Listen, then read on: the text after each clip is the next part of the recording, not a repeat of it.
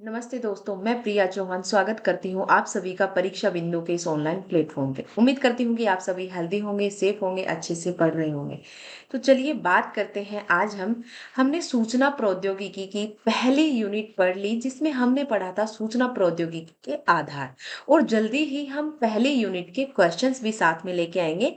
लेकिन हमारी जो क्वेश्चंस की क्लास होगी वो लाइव सेशन में होगी, ताकि आप लोगों का फीडबैक हमें साथ साथ मिलता रहे और पता चलता रहे कि कहाँ-कहाँ आपको प्रॉब्लम आ रही है और कितनी चीज़ें आपकी क्लियर हुई हैं। और सवाल जवाब के माध्यम से आपके बहुत सारे डाउट्स वहाँ पर क्लियर होंगे। तो आज जो हम यूनिट स्टार्ट करने वाले हैं वो सेकंड यूनिट की बात करने वाले हैं, जो कि है आपकी सूचना प्रौद्योगिकी उपकरण, यानी कि आपके टूल्स के बारे में हम बात करने वाले हैं। बस आप ये समझ लीजिए कि सूचनाओं के आदान प्रदान के लिए जो जो उपकरण यूज किए जाते हैं वो सारे के सारे हमें यहाँ पढ़ने हैं। जैसे कि आप सभी को पता है कि हम मोबाइल, लैपटॉप, कंप्यूटर वगैरह यूज करते हैं। ये सारे के सारे ही कंप्यूटर के ही एक प्रकार होते हैं। ठीक है, तो सबसे पहले जब हमें इन्हीं के बारे में पढ़ना है तो हम शुरुआत करते हैं कंप्यूटर से ही। तो सबसे पहले बात आती है कि कंप्यूटर है क्या। ये कंप्यूट शब्द बना कैसे, किस लिए बना था और आज इसका इस्तेमाल किस लिए हो रहा है। तो सबसे पहले जब हम कंप्यूटर की बात करते हैं, तो जो आपका कंप्यूटर है ये किससे बना हुआ है? ये कंप्यूट शब्द से बना हुआ है। किससे बना हुआ है? ये कंप्यूट शब्द से बना हुआ है। कंप्यूट का अर्थ होता है, ये किसका है? ये लैटिन और अंग्रेजी भाषा का शब्द है। किसका है? जो ये कंप्यूट है ये लैटिन और अंग्रेजी भाषा का शब्द है, जिसका अर्थ होता है गणना करना। यानी कि जब अर्ली एज में जब कंप्यूटर बनाया गया था, उसका जो नाम दिया गया था वो कंप्यूट से दिया गया था, जिसका अर्थ होता है गणना करना, यानी कि जोड़ना, घटाना, गुना करना, भाग करना। है ना? इसी को ही बोलते हैं गणना करना। इसी के लिए ये बनाया गया था। लेकिन जैसे जैसे कंप्यूटर में नई नई इनोवेशंस होते गए, नई नई चीजें आती गई, आज के समय में जो है हम कंप्यूटर का गणना करने के साथ साथ डेटा स्टोर करने के लिए, डेटा प्रोसेस करने के लिए, है ना, बहुत सारे कार्यों के लिए उसका उपयोग करते हैं। समय के साथ साथ पहले ये एक इलेक्ट्रॉनिक डिवाइस नहीं हुआ करता था, यानी कि विद्युत से चलने वाली एक मशीन नहीं हुआ करती थी। ये धीरे धीरे अपडेट होके विद्युत से चलने वाली एक मशीन के रूप में बना है। तो जब ये विद्युत से चलता है तो मैं बोल सकती हूँ कि कंप्यूटर एक बिजली से चलने वाली मशीन है, या मैं बोल सकती हूँ कंप्यूटर विद्युत से चलने वाली एक मशीन है, या मैं बोल सकती हूँ कंप्यूटर एक इलेक्ट्रॉनिक डिवाइस है या इलेक्ट्रॉनिक मशीन है, मैं बोल सकती हूँ। तो यहाँ पर सबसे पहले हमने जो वर्ड यूज किया है कि ये क्या है, एक इलेक्ट्रॉनिक डिवाइस है। ये क्या करती है कि ये इनपुट के रूप में आपसे आंकड़े लेती है, यानी कि डेटा और मतलब आंकड़े और तथ्य लेती है, उनको प्रोसेसिंग करती है और प्रोसेसिंग करने के बाद जब वो व्यवस्थित हो जाती है, उनका वर्गीकरण हो जाता है, और वो जो अर्थपूर्ण आंकड़े थे अब वो अर्थपूर्ण बन जाते हैं, तो उसी को ही क्या बोल देते हैं? सूचना बोल देते हैं। यानी कि कंप्यूटर का काम गणना करना हो गया, आंकड़ों को व्यवस्थित करना हो गया, आंकड़ों का वर्गीकरण करना हो गया और आंकड़ों को अर्थपूर्ण बनाना हो गया। और जब ये आंकड़े या तथ्य जब व्यवस्थित हो जाते, इनका वर्गीकरण हो जाता है और ये क्या बन जाते हैं? अर्थपूर्ण बन जाते हैं। क्या हो जाते हैं ये? अर्थपूर्ण हो जाते हैं। तभी ये क्या कहलाती है? ये सूचना कहलाती है। तभी ये क्या कहलाते हैं? ये तभी सूचना कहलाते हैं। तभी ये क्या कहलाते हैं भई? तभी ये सूचना कहलाते हैं। चूंकि मेरी यहाँ साइड में फोटो आ रही है, तो मैं नहीं चाहती कि आपका कोई भी चीज डिवाइड वो मतलब छूटे बीच में ही। तो सबसे पहले देखिए कंप्यूटर क्या है? ये एक डेटा प्रोसेसिंग डिवाइस है। डेटा प्रोसेसिंग मैंने यहाँ बताया कि हम इसे यहाँ पे आंकड़े और तथ्य देते हैं। ये उसे व्यवस्थित करता है, वर्गीकरण करता है, उन्हें अर्थपूर्ण बनाता है और उसे सूचना में परिवर्तित कर देता है। और आगे जाके अगर हमें वो आगे के लिए स्टोर करना है, तो हमारे पास क्या होती है भाई? हमारे पास स्टोरेज डिवाइस स्टोरेज डिवाइस होती है। क्या होती है हमारे पास? स्टोरेज डिवाइस होती है, यानी कि वहां पर हम संरक्षित करके उस डेटा को रख सकते हैं। यहाँ पर भी वही उसकी डेफिनेशन लिखी गई, डेटा को प्रोसेस करती है, यानी एक डेटा प्रोसेस डिवाइस है जो कि डेटा और निर्देशों के रूप में इनपुट प्राप्त करती है। यानी कि इनपुट प्राप्त करने का अर्थ है डेटा लेना। इनपुट प्राप्त करने का अर्थ होता है डेटा लेना। उसे प्रोसेस करती है, यानी कि प्रोसेस करती है, तथा उसे सूचना के रूप में आउटपुट प्रदान करती है। यानी कि हम कंप्यूटर को आंकड़े और तथ्य देते हैं, कंप्यूटर उन्हें प्रोसेसिंग करता है। प्रोसेसिंग करना ही व्यवस्थित करना, वर्गीकरण करना और उनका अर्थपूर्ण बनाना कहलाता है, और उसको सूचना के रूप में परिवर्तित करके हमें प्रदान कर देता है। यानी कि मैं एक चीज बोल सकती हूँ कि जो हमारा डेटा होता है वही प्रोसेस्ड होके क्या बन जाता है? प्रोसेस्ड होके क्या बन जाता है भाई? सूचना बन जाता है। हमारा जो डेटा है वही प्रोसेस्ड होकर क्या बनता है? सूचना बनता है। यानी कि मैं बोल सकती हूँ व्यवस्थित एवं अर्थपूर्ण आंकड़े ही क्या कहलाते हैं? सूचना कहलाते हैं। मैं बोल सकती हूँ व्यवस्थित एवं अर्थपूर्ण आंकड़े ही क्या कहलाते हैं? सूचना कहलाते हैं। ये चीज हो गई। चलिए आगे बात करते हैं। बात करते हैं कि कंप्यूटर जब शुरुआत में बना था तो कंप्यूटर एक लकड़ी के बॉक्स जैसा बना था, जिसके अंदर कुछ पाइप लगे हुए थे, उसमें कुछ मनी यानी कि ऐसे बिट्स जैसे लगे हुए थे, और उन्हें ऊपर नीचे करके इसकी कैलकुलेशन की जाती थी, यानी कि जोड़ने घटाने का काम किया जाता था। और वो जो कंप्यूटर बना था सबसे पहला, उसके जो जनक है चार्ल्स बेबेज, यानी कि कंप्यूटर के जो जनक माने जाते हैं। यानी कि सबसे पहला कंप्यूटर कौन सा बना था? अबेकस बना था। कौन सा बना था? अबेकस बना था। और अगर कंप्यूटर के जनक की बात की जाए कि कंप्यूटर के जनक किसे माना जाता है, तो कंप्यूटर का जो जनक है वो चार्ल्स बेबेज को माना जाता है। ठीक है। लेकिन आज का जो हमारा आधुनिक कंप्यूटर है जो हम आज यूज कर रहे हैं, या कंप्यूटर विज्ञान में बोल सकती हूँ, अगर उसके जनक की बात की जाए तो वो कौन है? एलन ट्यूरिंग है। कौन है भाई? Alan Turing. कंप्यूटर के जनक पूछा जाए तो चार्ल्स बेबेज बोलना है।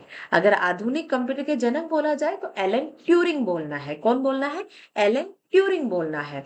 और जो हमारा पहला कंप्यूटर है वो बोला जाए, यानी कि जो सबसे पहला कंप्यूटर बना था वो कौन सा था? अबेकस बना। चलिए आगे बात करते हैं। कंप्यूटर के कोई भी भाग होते हैं वो दो तरीके के हो सकते हैं। कैसे कैसे? एक वो भाग जिन्हें हम छू सकते हैं, एक वो भाग जिन्हें हम छू नहीं सकते। जिन्हें हम छू सकते हैं वो क्या कहलाते हैं भाई? हार्डवेयर कहलाते हैं, क्योंकि वो हार्ड होते हैं। इन्हें हम छू सकते हैं। सॉफ्टवेयर वाला वो भाग जिसे हम छू नहीं सकते। कितने भाग हो गए कंप्यूटर के? दो भाग होते हैं। एक कौन सा होगा? एक हार्डवेयर हो गया और एक सॉफ्टवेयर हो गया। हार्डवेयर वो भाग जो भौतिक रूप से हमारे सामने रहता है, विद्यमान रहता है, और जिसे हम छू सकते हैं। जबकि अगर मैं सॉफ्टवेयर की बात करूं तो वो प्रेजेंट तो रहता है लेकिन भौतिक रूप से नहीं, यानी कि उसे हम छू नहीं सकते। हार्डवेयर वो जिसे हम छू सकते हैं, जैसे मेरा कंप्यूटर है, लैपटॉप है, मेरा मेरा माउस है, कीपैड है, सीपीयू है, ये सबको मैं छू सकती हूँ। लेकिन मुझे एक चीज बताइए, क्या मेरी अभी जो मैं स्लाइड आपको जिन स्लाइड से पढ़ा रही हूँ उन स्लाइड्स को छू सकती हूँ? नहीं छू सकती। आप कहोगे छू तो सकते हो। नहीं भाई, मैं सिर्फ उस स्क्रीन को, जो मेरी डिवाइस चल रही है उसकी स्क्रीन को टच कर पा रही हूँ, मैं इसकी स्लाइड को छू नहीं सकती। यानी कि वो किस फॉर्मेट में हो गया? सॉफ्टवेयर। जो हमें दिखाई तो देता है लेकिन उसे हम छू नहीं सकते। और जो हमें दिखाई देता है लेकिन छू नहीं सकते वो सॉफ्टवेयर, जो हमें दिखाई देता है जिसे हम छू सकते हैं वो हार्डवेयर। अब आपको याद रखना है, जितने जितने भागों को आप हाथ लगा सकते हो, छू के देख सकते हो, वो सारे आपके हार्डवेयर हो गए। अब बात आती है कंप्यूटर के सभी भौतिक भाग क्या कहलाते हैं भाई? हार्डवेयर कहलाते हैं। ज्यादा टफ डेफिनेशन देनी ही नहीं है। यानी कि सारे भाग जिन्हें हम भौतिक रूप से प्रेजेंट है, जिनके हम हाथ लगा के, जिन्हें हम छू के देख सकते हैं, वही क्या कहलाते हैं? हार्डवेयर कहलाते हैं। देखिए, कंप्यूटर में बाह्य रूप से अलग से जो हम और भी जो हार्डवेयर को जोड़ते हैं वो क्या कहलाते हैं? पेरिफेरल डिवाइस कहलाते हैं। क्या कहलाते हैं भाई? पेरिफेरल डिवाइस कहलाते हैं। क्या कहलाते हैं भाई? पेरिफेरल डिवाइस कहलाते हैं। क्या कहलाते हैं? पेरिफेरल डिवाइस कहलाते हैं। यानी कि कंप्यूटर के वो सारे भाग जो बाह्य रूप से अलग से जोड़े गए हैं। वो पेरिफेरल डिवाइसेस कहलाते हैं। क्या कहलाते हैं भाई? पेरिफेरल डिवाइस कहलाते हैं या पेरिफेरल युक्तियां कहलाती हैं। चलिए आगे बात करते हैं। जब हम सब बात कर रहे हैं कंप्यूटर के हार्डवेयर और सॉफ्टवेयर के बारे में, कंप्यूटर को डिवाइड कर दिया। सबसे पहले हम बात करते हैं कंप्यूटर हार्डवेयर के बारे में। किसके बारे में बात करते हैं? कंप्यूटर हार्डवेयर के बारे में। अगर हम कंप्यूटर हार्डवेयर के वर्गीकरण की बात की जाए तो इसका वर्गीकरण 4 तरीके से किया गया। कौन कौन सा होता है? तो कंप्यूटर का हार्डवेयर का जो सबसे इंपॉर्टेंट भाग होता है, एक होता है सीपीयू, जिसे हम बोलते हैं सेंट्रल प्रोसेसिंग यूनिट। उसके बाद दूसरी होती है इनपुट डिवाइस, यानी कि वो सारी युक्तियां या वो सारी डिवाइसेस जिसके माध्यम से हम कंप्यूटर के अंदर डेटा प्रविष्ट करवाते हैं या डेटा को अंदर एंटर करवाते हैं, वो इनपुट डिवाइस। इनसे इनका मतलब होता है अंदर, और जिसके माध्यम से हम कंप्यूटर के अंदर डेटा देते हैं वो इनपुट डिवाइस हो गई। जैसे हमारा कीबोर्ड, कीबोर्ड पे हम टाइप करते हैं, डेटा कहाँ चला जाता है? कंप्यूटर के अंदर चला जाता है। मैं माउस से कुछ इंस्ट्रक्शन देती हूँ, डेटा वो मतलब इंस्ट्रक्शन देती हूँ, इंस्ट्रक्शन कहाँ जाते हैं? कंप्यूटर के अंदर जाते हैं। ये क्या हो गए? इनपुट डिवाइस हो गई। मैं माइक से बोल रही हूँ, इस माइक से आवाज कंप्यूटर के अंदर जा रही है, ये क्या हो गई? इनपुट डिवाइस हो गई। यानी कि जिस माध्यम से डेटा कंप्यूटर के अंदर जाता है वो इनपुट डिवाइस, और जिसके माध्यम से डेटा बाहर आता है वो आउटपुट डिवाइस। जैसे अभी जिस स्क्रीन पे मैं पढ़ा रही हूँ उस पर मेरी स्लाइड दिख रही है, यानी कि डेटा मुझे बाहर दिख रहा है। हालांकि उस डेटा को मैं छू नहीं सकती, लेकिन डेटा तो मुझे बाहर मिल रहा है, दिख रहा है, यानी कि ये आउटपुट डिवाइस हो गई। ठीक है। मैंने मेरे कंप्यूटर के अंदर कोई पीडीएफ है, मैंने प्रिंटर के थ्रू से बाहर निकाली, यानी कि मुझे डेटा बाहर मिला, क्या हो गई? Output device. तो ये होती है आउटपुट डिवाइस, यानी कि जिस डिवाइस के माध्यम से डेटा अंदर किया जाता है, इन किया जाता है, वो इनपुट डिवाइस, और जिसके माध्यम से डेटा बाहर लिया जाता है या प्राप्त किया जाता है ना, या दिखाई देता है, बाहर में दिखता है हमें, वो क्या होती है? आउटपुट डिवाइस होती है। और चौथा होता है स्टोरेज डिवाइस, यानी कि मेमोरी, जिसके अंदर डेटा हम सेव करते हैं। वो डेटा शॉर्ट टर्म के लिए भी हो सकता है, लॉन्ग टर्म के भी, यानी कि हम लंबे समय के लिए भी उस डेटा को यूज कर सकते हैं या स्टोर कर सकते हैं, और अगर थोड़े समय के लिए करना चाहे तो कुछ समय के लिए भी हम उस डेटा को स्टोर कर सकते हैं। आगे बात करते हैं सीपीयू। सबसे पहले भाग की बात कर लेते हैं। हार्डवेयर का सबसे पहला जो भाग है सेंट्रल प्रोसेसिंग यूनिट, यानी कि एक तरीके से नाम से ही पता चल रहा है कि भाई कंप्यूटर की सबसे केंद्रीय केंद्रीय कार्य प्रक्रिया वाली इकाई है। यानी कि इसका केंद्रीय जो प्रक्रियाएं चलती हैं सारी की सारी कंप्यूटर की, वो क्या है? वो सीपीयू के थ्रू ही चलती है। ये कंप्यूटर का सबसे महत्वपूर्ण हार्डवेयर है। क्या है? ये कंप्यूटर का सबसे महत्वपूर्ण हार्डवेयर है। इसका काम है कि जितने भी निर्देश हम कंप्यूटर को देते हैं उनको क्रियान्वित करना, उनकी प्रोसेसिंग करना, तभी तो इसे सेंट्रल प्रोसेसिंग यूनिट कहा जाता है।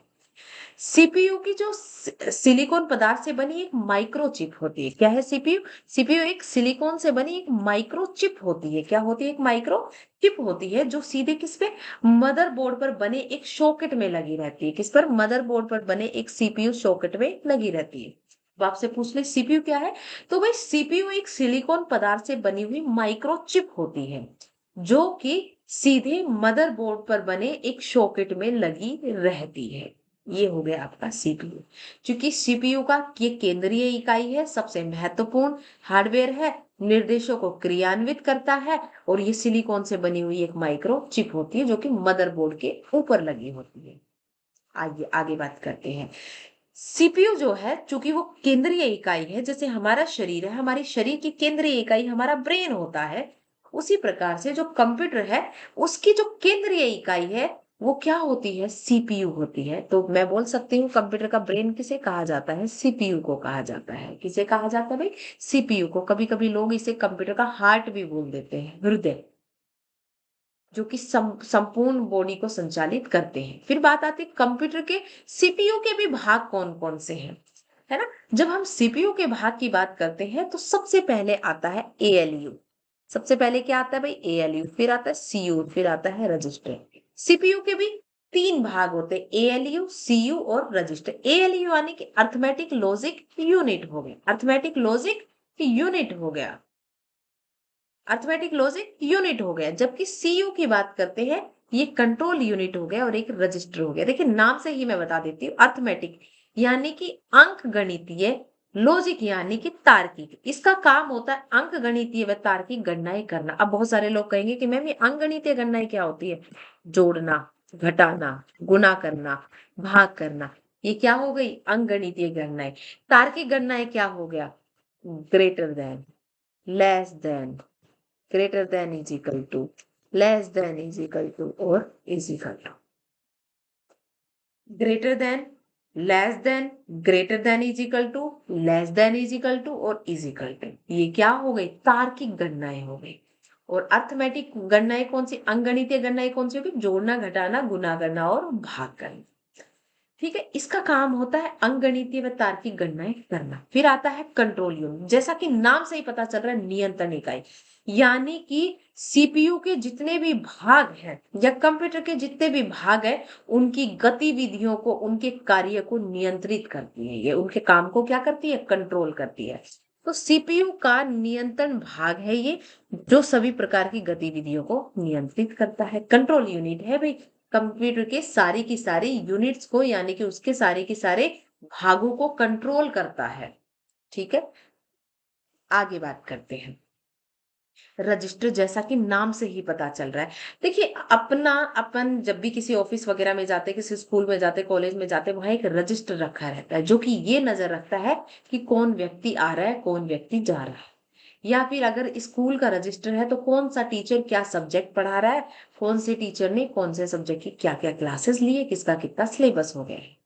उसी प्रकार रजिस्टर का भी एक काम होता है, वो सीपीयू के द्वारा जितनी भी अभी क्रियाएं की जा रही हैं, उन सभी का डेटा रखता है, उन सभी की डिटेल रखता है ना। ये रजिस्टर एंट्री रखता है। तो देखिए, सीपीयू के अंतर्गत आने वाली ये एक अस्थायी मेमोरी है। कैसी है ये? अस्थायी है, यानी कि जब प्रक्रिया चल रही है, केवल उसी समय के लिए डेटा इसमें स्टोर रहेगा और उसके बाद डेटा उसमें से हट जाता है। यानी कि ये क्या है? अस्थायी समय के लिए और वर्तमान में क्रियान्वित की जाने वाली डाटा और निर्देशों को रखता है। एक तो क्या अस्थायी मेमोरी है, और वर्तमान में जितने भी आंकड़े दिए गए हैं और जो भी निर्देश दिए गए हैं, उनको अपने पास अस्थायी समय के लिए रखता है, या कुछ समय के लिए, प्रक्रिया वाले समय के लिए, प्रोसेसिंग टाइम पर ये रखता है। फिर आगे बात करते हैं कि जो सीपीयू की गति है उसे किस में मापा जाता है। तो सीपीयू की जो गति है उसे गीगाहर्ट्ज में मापा जाता है। किस में मापा जाता है भाई? गीगाहर्ट्ज में मापा जाता है, जिसे गीगाहर्ट्ज भी बोलते हो आप, GHz, गीगाहर्ट्ज में मापा जाता है। फिर बात आती है कि सीपीयू की निष्पादन क्षमता, कि भाई ये कार्य कैसे करता है। तो भाई ये इसके कार्य करने की क्षमता है मिलियन इंस्ट्रक्शंस पर सेकंड, यानी कि भाई ये 1 सेकंड में 10 लाख निर्देशों पर कार्य कर सकता है। कितने इंस्ट्रक्शंस पर? 10 लाख इंस्ट्रक्शंस पर 1 सेकंड में काम कर सकता है। ठीक है, ये सीपीयू की निष्पादन क्षमता हो गई, जबकि गति किस में मापी जाती है? उसकी गीगाहर्ट्ज में मापी जाती है। और उसकी जो निष्पादन क्षमता है, कार्य करने की क्षमता है, वो किस में मापी जाती है? मिलियन इंस्ट्रक्शंस पर सेकंड, यानी कि 1 सेकंड में 10 लाख जो निर्देश है उन पर ये कार्य करता है। आगे बात करते हैं। जब कंप्यूटर में एक समय में एक से अधिक प्रोसेसर लगे रहते हैं, जब कंप्यूटर में एक समय में एक से अधिक प्रोसेसर लगे रहते हैं, उसे क्या कहा जाता है? तो उसे मल्टी प्रोसेसिंग कहा जाता है। किसे कहा जाता है? एक समय में एक से अधिक प्रोसेसर का प्रयोग किया जाता है, तो उसे क्या कहा जाता है? मल्टी प्रोसेसिंग कहा जाता है। क्या कहा जाता है भाई? मल्टी प्रोसेसिंग कहा जाता है। तो आज के लिए इतना ही, बाकी की बातें करेंगे नेक्स्ट सेशन में। अगर ये सेशन आपको अच्छा लगता है तो इसे ज्यादा से ज्यादा लाइक, शेयर एंड सब्सक्राइब करिए, ताकि ज्यादा से ज्यादा विद्यार्थी हमसे जुड़ पाए। देखिए, ज्यादा हम आपसे कुछ नहीं मांगते हैं, लाइक, शेयर एंड सब्सक्राइब ही हम आपसे मांगते हैं। और इतना अगर आप कर सको एक गुरु दक्षिणा के रूप में, तो वो कर दीजिएगा, कि हम आपके लिए अच्छे से अच्छा कंटेंट लेके आएंगे, और आप हमारे लिए ज्यादा से ज्यादा वीडियो को लाइक, शेयर एंड सब्सक्राइब कर दीजिए। और ये जो क्वेश्चंस की क्लास है, फर्स्ट यूनिट की क्वेश्चन की जो क्लास है, उसका शेड्यूल डाल दिया जाएगा, वो हम लाइव सेशन में ही लेंगे। तब तक आपको क्या करना है कि वीडियो को ज्यादा से ज्यादा like and share and subscribe करना है। तो थैंक यू क्लास, बाकी की बातें करेंगे नेक्स्ट सेशन में।